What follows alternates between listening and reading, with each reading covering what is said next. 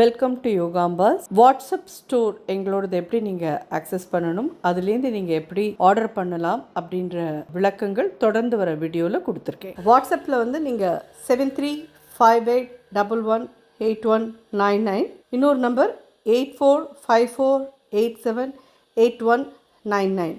இது ரெண்டையும் நீங்கள் வாட்ஸ்அப்பில் யோகாம்பால் ஷாப் அப்படின்னு சேவ் பண்ணிட்டு வாட்ஸ்அப் வழியாக நீங்கள் கேட்லாகை பார்த்துட்டு உங்களுக்கு என்னென்ன தேவையோ அதை ஆட் டு த கார்ட் கொண்டு வந்துட்டு அதை நீங்கள் வந்துட்டு யோகாம்பாஸ்க்கு ஃபார்வர்ட் பண்ணினீங்கன்னா உங்களுக்கு அந்த திங்ஸ்லாம் நாங்கள் அனுப்பி வைக்கிறதுக்கு ரெடியாக இருக்கோம். ப்ளஸ் அதில் என்னெல்லாம் அவைலபிள் இருக்கோ அது எல்லாமே நீங்கள் பார்க்க முடியும். உங்களுக்கு என்ன தேவையோ அதை நீங்கள் 2 பேக்கெட் 3 பேக்கெட் எப்படி வேணுமோ அதுக்கு தகுந்த மாதிரி நீங்கள் ப்ளஸ் ஆர் மைனஸ் போட்டு நீங்கள் வாங்கிக்கலாம். தேங்க்யூ. வணக்கம். நான் உங்கள் அபிமான யோகாம்பாள் சுந்தர்.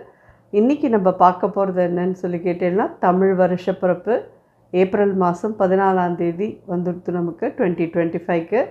இந்த வருஷத்துக்கான பேர் வந்து விஸ்வாவசு அப்படின்ற பேர்.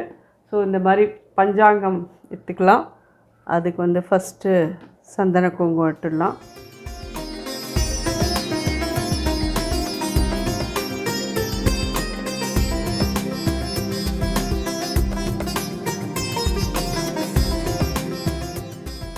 பிறக்க இருக்கிற விஸ்வாவசு வருஷம் வந்து எல்லாருக்கும் சந்தோஷத்தையும் நிம்மதியும் ஆரோக்கியத்தையும் தரக்கூடிய வருஷமாக இருக்கணும்னு பகவான்கிட்ட பிரார்த்தனை பண்ணிக்கலாம்.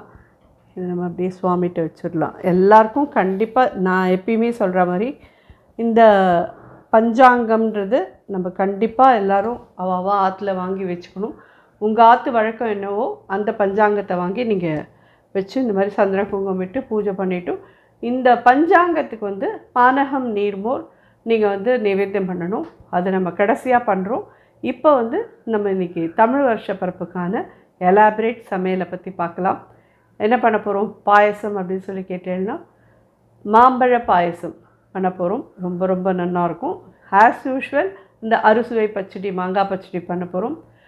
அதுக்கப்புறம் வந்து உருளைக்கிழங்கு நான் எடுத்துட்டுருக்கேன். இல்லை மாசப்பிறப்பு தர்ப்பணம் பண்ணுறவா இருக்கேள் அப்படின்னு சொல்லி சொன்னால் நீங்கள் வாழைக்காய் கறி எடுத்துக்கோங்க, உங்கள் சௌகரியம் அது. நான் உருளைக்கிழங்கு வந்து பொடி பொடியாக நறுக்கி வதக்கின கறி, தேங்காய் போட்ட கறிக்கு அவரைக்காய் எடுத்துட்டுருக்கேன். அவியல் பண்ண போகிறேன். அதுக்கப்புறமா வந்து மிக்ஸ்டாக போட்டு அரைச்சி விட்டு சாம்பார், பைனாப்பிள் ரசம், வடை வந்து எல்லாருக்கும் தெரிஞ்சது தான், ஆமா வடை தான் இன்றைக்கி பண்ணணும். அந்த வடை தான். அதே மாதிரி ஸ்வீட் என்ன பண்ண போகிறோம் அப்படின்னு சொல்லி கேட்டேன்னா, நம்ம வந்து ட்ரை ஃப்ரூட் போலி ரொம்ப இன்ட்ரெஸ்டிங்காக இருக்குல்ல. அதாவது இன்ஸ்டெட் ஆஃப் கடலைப்பருப்பு நம்ம வந்து எல்லா ட்ரை ஃப்ரூட்ஸையும் போட்டு லைட்டாக வாசனை வர வறுத்துன்ட்டு அதை பவுடர் பண்ணி நம்ம கொஞ்சம் தேங்காயும் போட்டு இதை பண்ண போகிறோம். ரொம்ப ரொம்ப டிஃப்ரெண்ட்டாக ரொம்ப நல்லாயிருக்கும். ரொம்பலாம் இதுக்கு ஒன்றும் நிறையாலாம் வேணும்னு அவசியம் இல்லை. ஜஸ்ட்டு நீங்கள் ஒரு 25 கிராம் பாதாம் வாங்கிக்கோங்க, ஒரு 50 கிராம் முந்திரி பருப்பு வாங்கிக்கோங்க. அதோடு கூட உங்களுக்கு இது 2 மட்டுமே போரும். தேவைன்னா வேறு ஏதாவது பருப்பெல்லாம் இருக்கிறவா வச்சுக்கிறேன்னா வச்சுக்கோங்க. அப்படி இல்லையா நீங்கள் தேங்காய் மட்டும் போட்டு அழகாக பண்ணலாம். இது ரொம்ப நல்லா வரும். ரொம்ப டேஸ்டியாகவும் இருக்கும். குழந்தைகளுக்கும் ரொம்ப ஹெல்த்தியான ஒரு இது. ஸோ ஸ்டெப் பை ஸ்டெப் எப்படி பண்ணுறதுன்னு பார்க்கலாம்.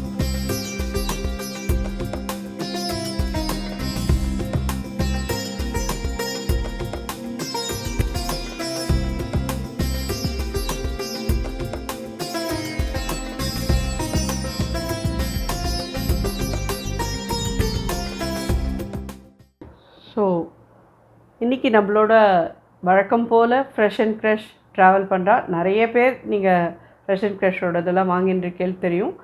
ஸோ இன்றைக்கி வந்துட்டு இந்த தாட்டு சர்க்கரையெல்லாம் யூஸ் பண்ணி போலியோட இதுக்கு யூஸ் பண்ண போகிறேன். அதே மாதிரி நல்லெண்ணெய், தேங்காய் எண்ணெய், நெய் எல்லாமே யூஸ் பண்ணி தான் இது பண்ண போகிறோம். ஸோ உங்களுக்கு எல்லாேருக்கும் நிச்சயமாக பிடிக்கும். யாருக்கு எது தேவையோ நீங்கள் வாங்கிக்கலாம். அதை தவிர அடிஷ்னலாக நம்மளோட கூட ஜிபிசியும் ட்ராவல் பண்ணுறா.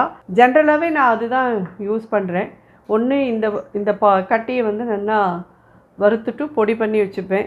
ஆர் இந்த கட்டியாகவே சாம்பார் ரசத்துக்கு கொதிக்க விடுறச்சு இந்த கட்டியை அப்படியே போட்டு நீங்கள் கொதிக்க விடலாம். இல்லை உங்களுக்கு பவுடராக இருந்தால் பெட்டர் அப்படின்னு சொல்லி சொன்னால் ஜிபிசியோட பவுடர் கூட வாங்கிக்கலாம். இல்லைன்னா இதை வந்து நல்லா வறுத்துட்டு பொடி பண்ணி வச்சுக்கோங்க.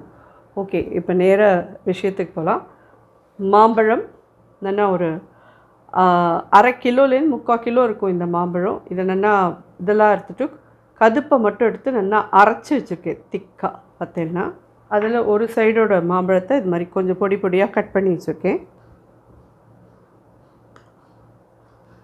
ஒரு 4 டீஸ்பூன் கிட்ட விட்டுருக்கேன். பாயசத்துக்கு வேணுங்கிற முந்திரி பருப்பு வறுத்துட்டுலாம். இதில் வந்து நீங்கள் தேங்காய் பல்லுப்பெல்லாம் நறுக்கி போட்டுக்கிறேன்னா கூட போட்டுக்கோங்க. தேங்காய் பால் தான் நம்ம விட போகிறோமேன்னு சொல்லிவிட்டு நான் வந்து வெறும் முந்திரி பருப்பு மட்டும்தான் போடுறேன். ரொம்ப பிடிச்சவா தேங்காய் பல்லையும் போட்டு வறுத்து எடுத்து வச்சுக்கோங்க. இந்த கதுப்பு எவ்வளோ இருக்கோ அதே அளவுக்கு நல்ல வெல்லம் எடுத்து கொதிக்க வச்சு இதை வச்சுட்டுருக்கேன்.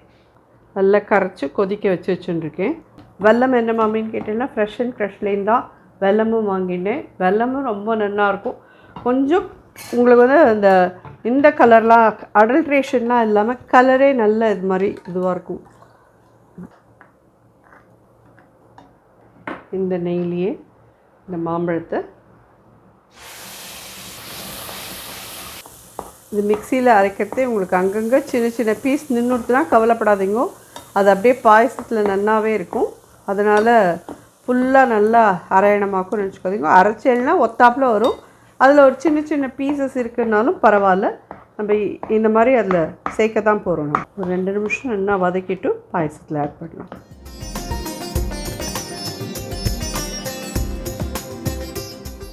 இது வெல்லத்தோடு சேர்ந்து நல்லா கொதிக்கட்டும். ஒரு 2 மினிட்ஸ் டைம் தாங்கும். இது நல்லா கொதிக்கட்டும். கொதிச்சதுக்கப்புறமா நம்ம பாக்கியெல்லாம் இதெல்லாம் இப்படி பீஸாக இருக்குது பார்த்தீங்களா, அதனால கவலை இல்லை. பாயசம் வந்து குடிக்கிறதே நல்லா அந்த மாம்பழம் வாயில் அம்பிடும், ரொம்ப ஜோராக இருக்கும். அது எனிஹோ நம்ம இந்த மாதிரி பீசஸ் இதில் போட தான் போகிறோம். அதனால் பீசஸ் இருக்கிறத பற்றி கவலைப்பட வேண்டாம். மொத்தமாக இது எல்லாமே சேர்ந்து கொதிக்கட்டும். எத்தனை நாளைக்கு கொதிக்க விடணும்னா 5 மினிட்ஸ் கொதிக்க விட்டேன்னா போகிறோம். அப்புறம் தேங்காய் பால் ஆட் பண்ணிவிட்டு மேலே சுக்கு பொடி ஏலக்காய் பொடி போட்டேன்னா ஜோராக ரெடி ஆகிடும். ஒரு 5 மினிட்ஸில் உங்களை பார்க்குறேன். ஸோ இது என்னென்னு கேட்டேன்னா அவியலுக்கு தேங்காய் ஒரு 1/4 டீஸ்பூன் கிட்ட சீரகம் வச்சுருக்கேன். 2 பச்சை மிளகா வச்சுருக்கேன். கம்மியாக தண்ணி விட்டு, கம்மியானா எவ்வளோன்னு விட்டுறேன் பாருங்க. ஒரு 1/4 கப் கிட்ட போகிறோம். நல்ல கெட்டியாக இதை அரைச்சின்னு வந்துட்டு அவியலுக்கு விட்டுடலாம். இது பார்த்தீங்கன்னா நல்லா கொதித்து கெட்டியாக இருக்குது மாம்பழம். இதெல்லாம் துண்டு துண்டுமாக நறுக்கி வச்சுருக்க மாம்பழத்தையும் ஆட் பண்ணலாம். இதோட ஒரு 2 நிமிஷம் கொதிக்கட்டும். இது தேங்காய் பால், இதை ஆட் பண்ண போகிறோம். ஒரு 1/2 டீஸ்பூன் ஏலக்காய் பொடி, ஒரு 1/4 டீஸ்பூன் சுக்கு பொடி. சுக்கு பொடி எதுக்கு வேணுமா அவசியம் அப்படி சொல்லி கேட்டேன்னா, இதுக்கு சுக்கு பொடி போட்டேன்னா மாங்காய்னால சில பேருக்கு வாயில் புண்ணு வரும், வெல்லத்தினாலேயும் வரும். ஸோ அது வராத காப்பாற்றுறதுக்கு சுக்கு பொடி நல்லது. மாங்காய்னால சில பேருக்கு கேஸ் ஆகும்.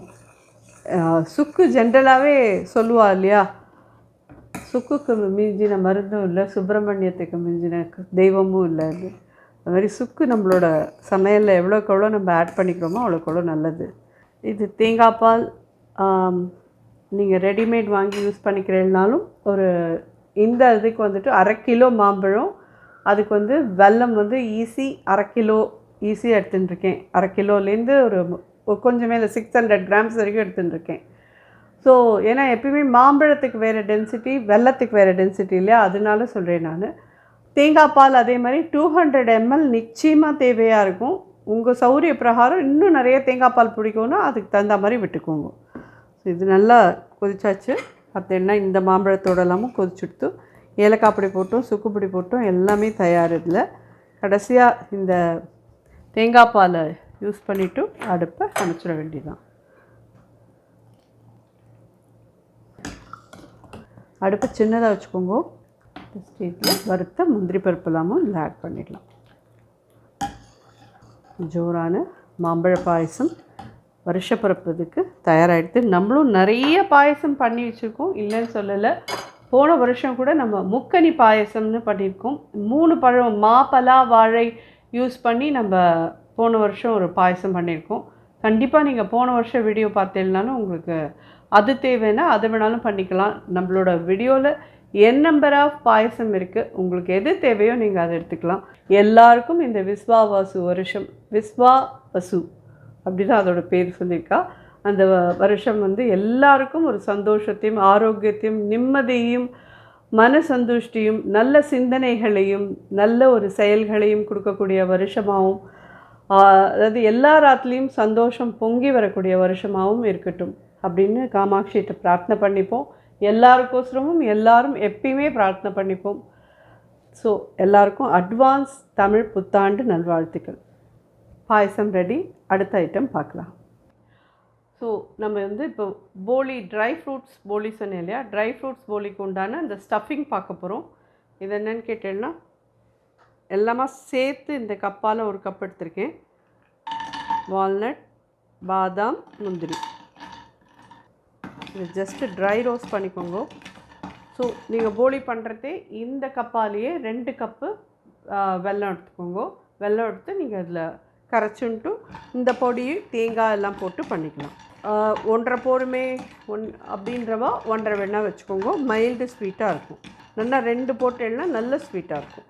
மேலே வேறு நம்ம கோதுமை மாவும் மைதா மாவும் போட்டு பிசைஞ்சு இது பண்ண போகிறோம் இல்லையா, அப்படிங்கிறதே மேலே அந்த லேயர் இருக்கிறதே உள்ளுக்குள்ளே இருக்கிறது வந்து கொஞ்சம் ஸ்வீட்டாக இருந்தால் தான் அந்த மேலே இருக்கிற லேயரோடு சாப்பிட்றதே ஸ்வீட் சரியாக இருக்கும். ஸோ இந்த ட்ரை ஃப்ரூட்ஸ் இதுக்கு மட்டும் நீங்கள் இதால் 1 கப் ட்ரை ஃப்ரூட்ஸ் எல்லாமே மிக்ஸ் பண்ணி போட்டுக்கிறேன்னா 2 கப் வெல்லம் கண்டிப்பாக எடுத்துக்கோங்க. இது நல்லா சூடு வர வறுத்துட்டோம். ஆறின அப்புறம் இதை நல்லா பொடி பண்ணிக்கலாம். ரொம்ப நல்லா ஃபைனாக பொடி பண்ணலாமான்னு சொல்லி கேட்டேன்னா கண்டிப்பாக பண்ணலாம். ஆனால் ஒரே ஒரு விஷயந்தான், கண்டினியூஸாக ஓட விடாதீங்க மிக்ஸியை ஃப்ருன்னு. ஏன்னா இது எல்லாத்துலேயுமே ஆயில் இருக்கும். அந்த ஆயில் வெளியில் வந்துடுதுன்னா அது மூட்டை கட்டின மாதிரி ஆகிடும். ஸோ பல்சஸ் கொடுத்து இதை வந்து ஆறின அப்புறமா பவுட்ரு பண்ணிடலாம். அழகாக பவுடர் ஆகிடும். ஸோ இது ஆறின அப்புறம் இதை பவுடர் பண்ணிடலாம். இதில் என்ன உங்கள்கிட்ட இருக்கோ அதை போட்டு பண்ணுங்க. நான் வால்நட் என்கிட்ட இருந்தது நான் போட்டிருக்கேன். எதுக்குன்னு வாங்கணும்னு அவசியம் இல்லை. வெறுமை நீங்கள் பாதாமும் முந்திரியும் மட்டும் போட்டு கூட பண்ணலாம்.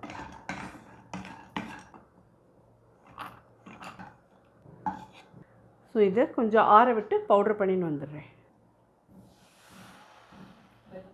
ஸோ இந்த கப்பால் 2 கப் இது.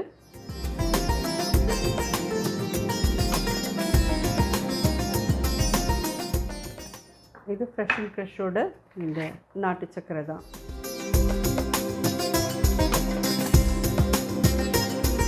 இதில் நம்ம போட்ட வெல்லம்லாம் நல்லா கரைஞ்சி கொதிக்க ஆரம்பிச்சிடுது. இந்த ஸ்டேஜில் இதில் கொஞ்சம் ஏலக்காய் பொடி போடலாம். ஒரு 1/2 டீஸ்பூன் கிட்ட ஏலக்காய் பொடி போடுறேன். ஸோ இந்த பவுடரை இதில் ஆட் பண்ணலாம்.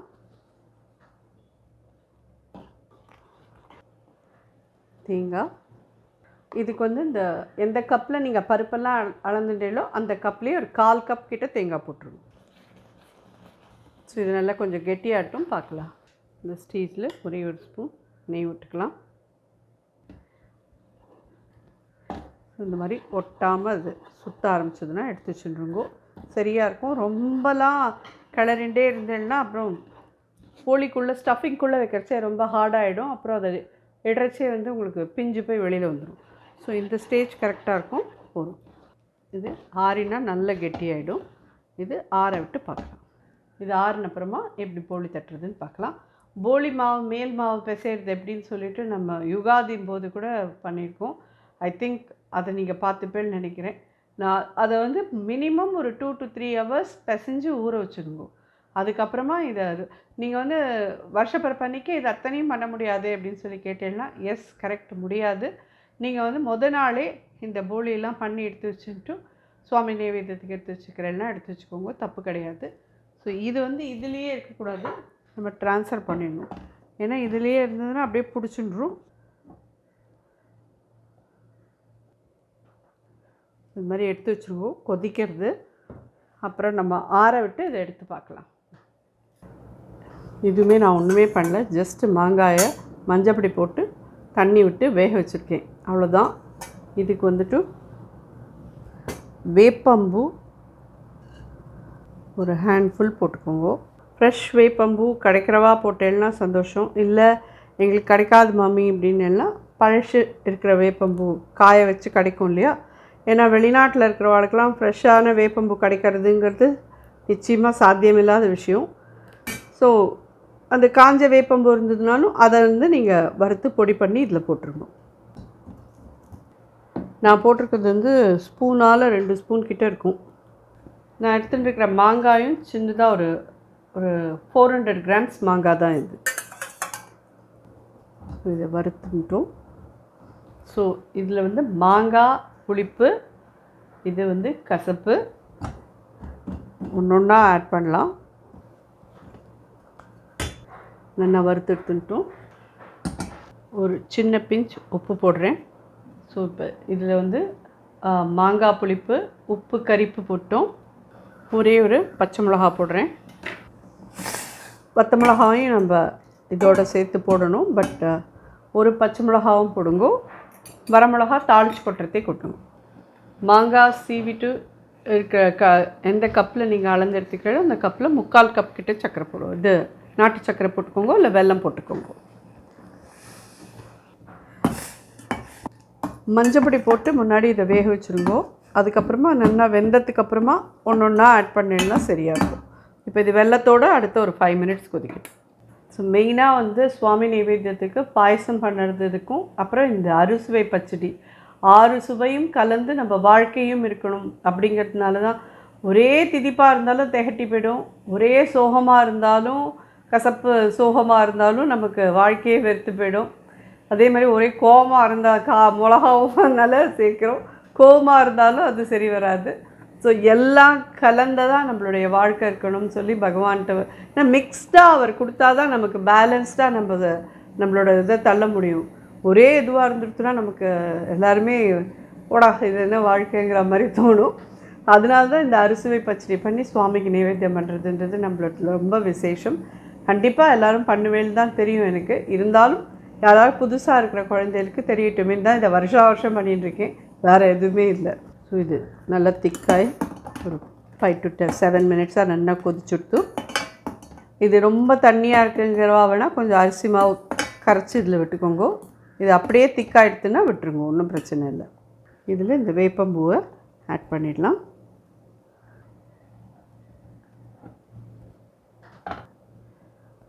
ஒரு சின்ன டீஸ்பூன் நெய் விட்டுருக்கேன். 1/4 ஸ்பூன் கடுகு. ஆல்ரெடி ஒரு பச்சை மிளகா போட்டிருக்கோம், ஒரு வரமிளகா போடுறேன்.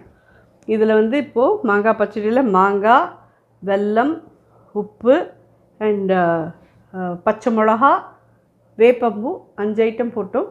கடுகு ஒன்று, துவர்ப்பு அதுக்கு எல்லாமே சேர்ந்து போட்டுருக்கோம். 2 இன்னும் வரமிளகாயும் போடுறேன்.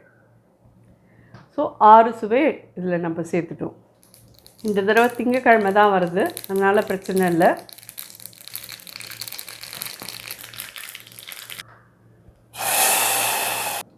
ஜோரான வேப்பம்பூ மாங்காய் பச்சடி தயார், அறுசுவை பச்சடி தயார். அடுத்த ஐட்டம் பார்க்கலாம். அவரைக்காய் கறி பண்ண போகிறோம். தேங்காய் எண்ணெய் விட்டுக்கிறேன். 2 ஸ்பூன் தேங்காய் எண்ணெய் விட்டுக்கோங்க. 1/4 ஸ்பூன் கடுகு, உளுத்தம்பருப்பு, கருவேப்பிலை.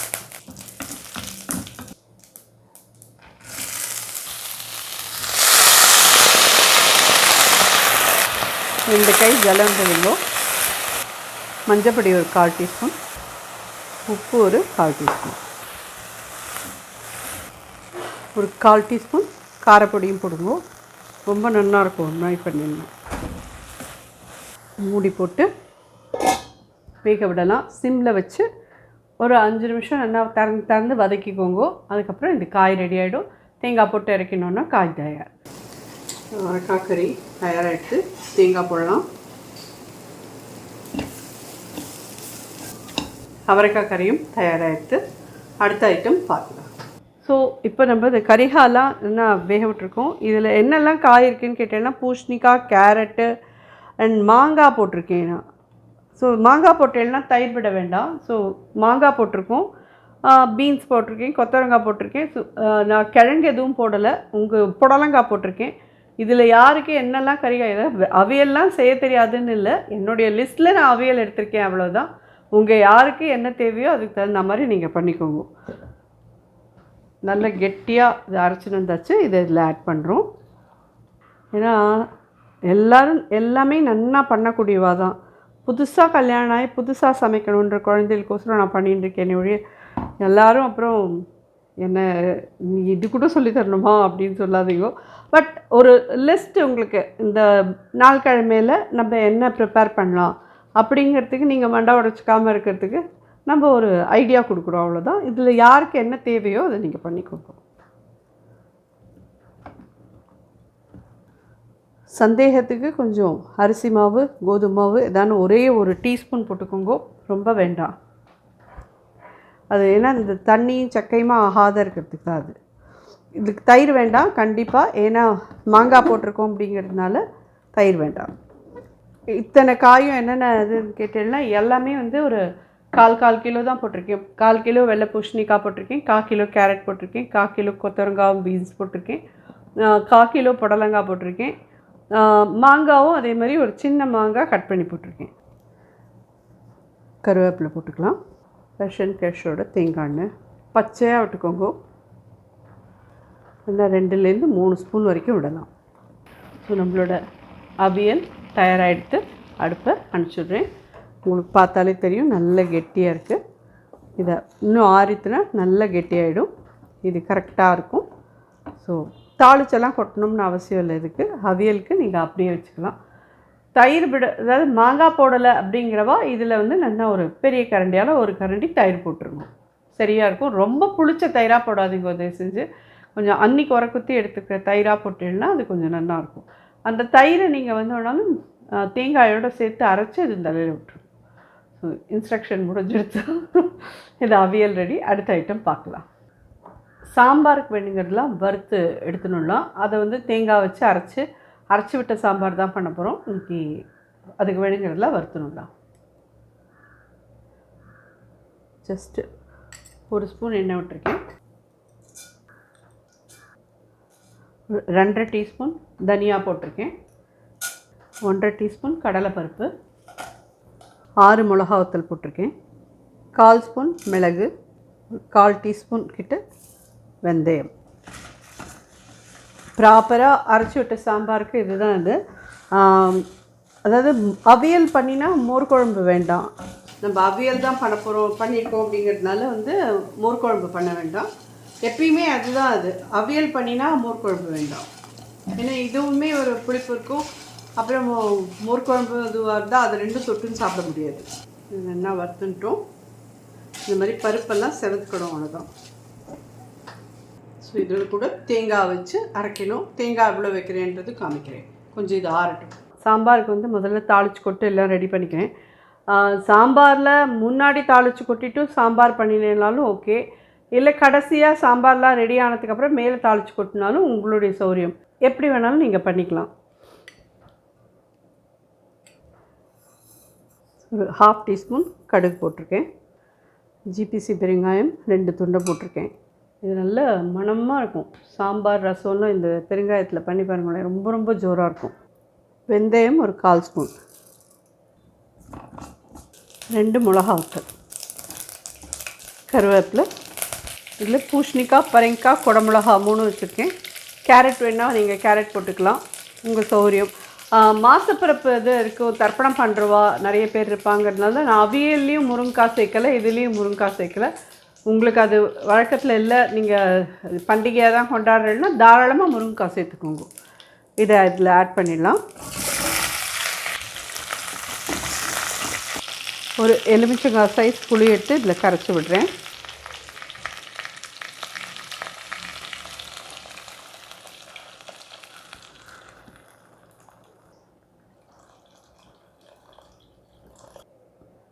ஒரே ஒரு ஸ்பூன் சாம்பார் பொடி, ஒரு 1/4 டீஸ்பூன் மஞ்சள் பொடி, உப்பு 1 to 1.25 டீஸ்பூன் கிட்ட போட்டுருணும். ஒரு சின்ன பீஸ் வெல்லம் போடுறேன். இது எல்லாமே சேர்ந்து நல்லா கொதித்து வேகட்டும். ஒரு 7 மினிட்ஸ் ஆகும் காயெல்லாம் வேகிறதுக்கு. புளியோட பச்சை வாசனைலாம் போகணும்.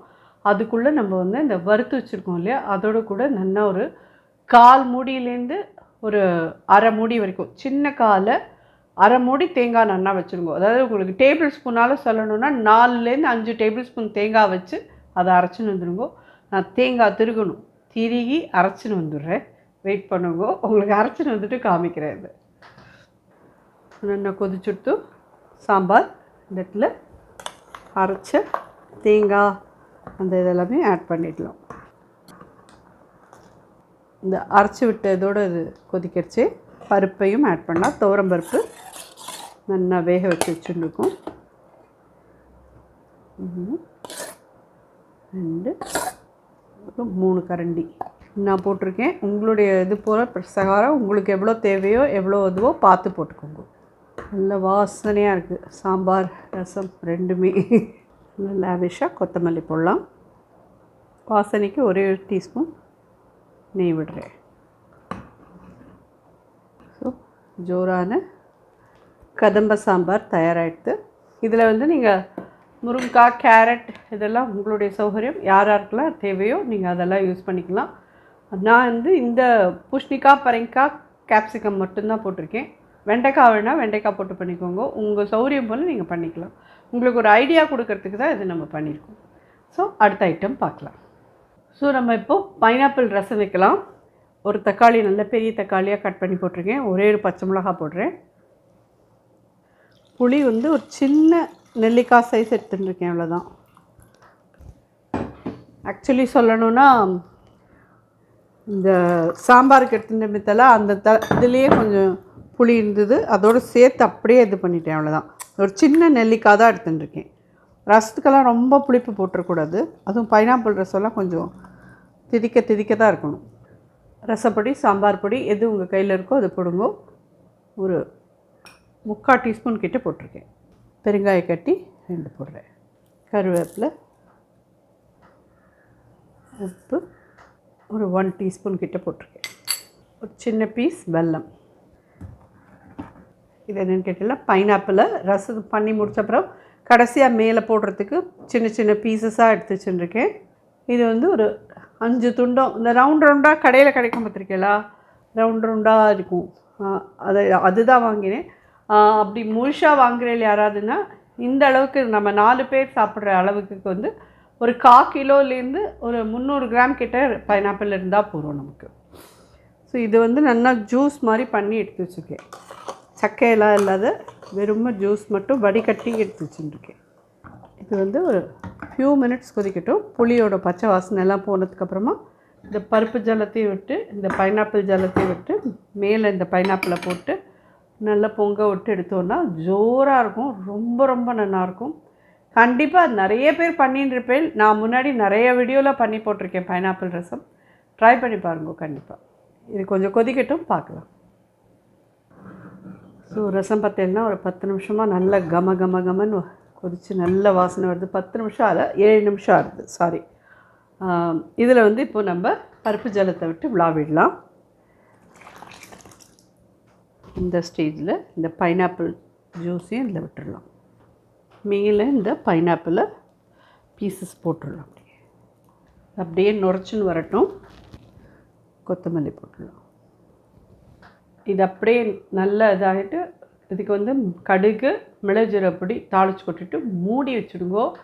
ரசம் கிளாஸாக ஏன்னு கேட்கும்.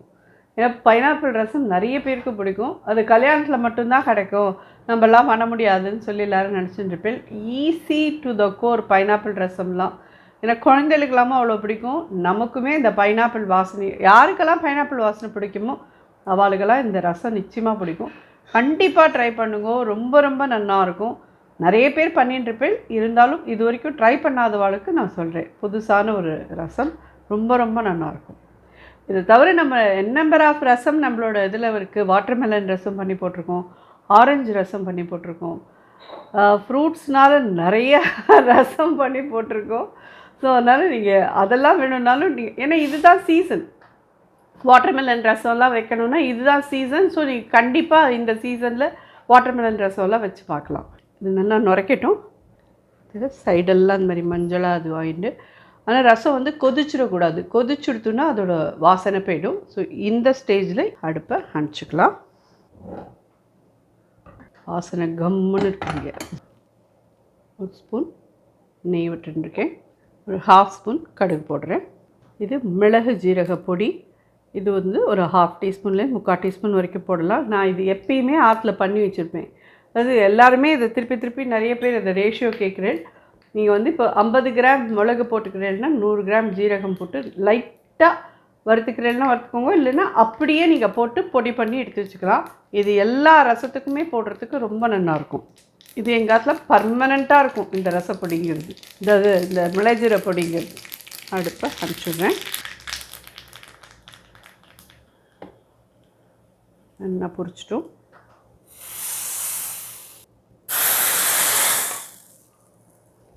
மூடி போட்டு நல்லா மூடி வச்சேன்னா தான் ரசம் சாம்பார்லாம் அப்படியே வாசனையாக அப்படியே இருந்துருக்கும்.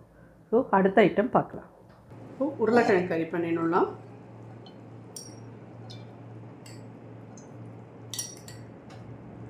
4 ஸ்பூன் கிட்ட எண்ணெய் விட்டுருக்கேன். 1/4 ஸ்பூன் கடுகு போடுறேன்.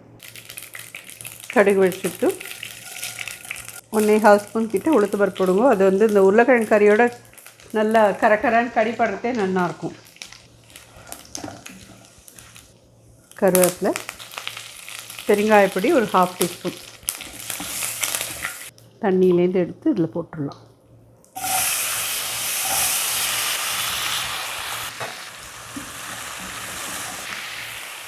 இது என்னன்னு கேட்டேன்னா சாம்பார் பொடி போட்டு தான் நான் உருளைக்கிழங்கு இந்த பொடி பொடியாக நினைக்கிறேன், காயெல்லாம் பண்ணுவேன்.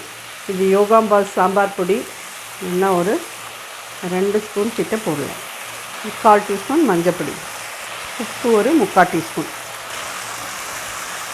முதல்ல இனிஷியலி கொஞ்சம் நாளைக்கு மூடி போட்டு நல்லா வதக்கிடுங்க.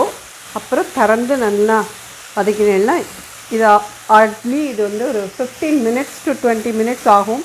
கொஞ்சம் நிதானமாக வச்சுன்னு பண்ணினேன்னா கிறிஸ்பாக கரகரன்னு நல்லா வரும். இது இந்த மாதிரி கறி வந்து குழந்தைகளுக்கெல்லாமும் ரொம்ப பிடிக்கும். எங்காத்தில் இவாளுக்கெல்லாம் ரொம்ப ரொம்ப பிடிக்கும். அந்த மாதிரி குண்டு குண்டாக பண்ணுற உருளைக்கிழங்கு கறியோட இதுதான் வாளுக்கெல்லாம் ரொம்ப பிடிக்கும். இதை வந்து சாதமாக கூட பிசைஞ்சு சாப்பிட்ருவாங்களாம். ஸோ இது நல்லா வதங்கட்டும், பார்க்கலாம். பார்த்தீங்கன்னா நல்லா மூடி வச்சு முதல்ல வதக்கினேன். அப்புறம் கொஞ்ச நாளைக்கு வச்சு திறந்து விட்டு வதக்கிடுங்கோ. நல்ல ஜோராக கிறிஸ்பியாக ரெடி ஆகிடுது. உருளைக்கிழங்கு கறியும் ரெடி ஆகிடுது, அவரைக்காய் கறி ரெடி ஆகிடுது, அவியல் ரெடி ஆகிடுது, எல்லாமே தயார். இன்னும் நம்ம பார்க்க போகிறது வந்து கடைசியாக போலி பண்ணி வடை பண்ணணும். அடுப்பை அனுப்பிச்சிடுறேன். அடுத்த ஐட்டம் பார்க்கலாம். ஸோ இது 2 மணி நேரத்துக்கு மேலே ஊறின்னு இருக்குது. 1/2 கப்பு மாதிரி கப்பால் 1 கப்பு மைதா 1 கப்பு கோதுமை மாவு போட்டு பிசைஞ்சிருக்கேன். ஈக்குவல் அமௌண்ட் போட்டு பிசைஞ்சிருக்கேன். நம்ம ஆரம்பத்திலே பண்ணி வச்சோம். அது இந்த அளவுக்கு இதாக எடுத்து பாருங்க.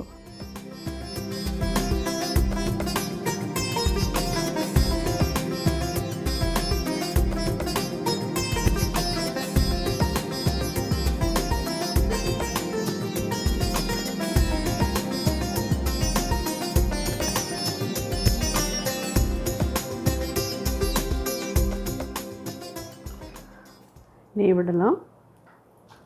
நல்லா ஊறினா அந்த மாதிரி உப்பி வரும்.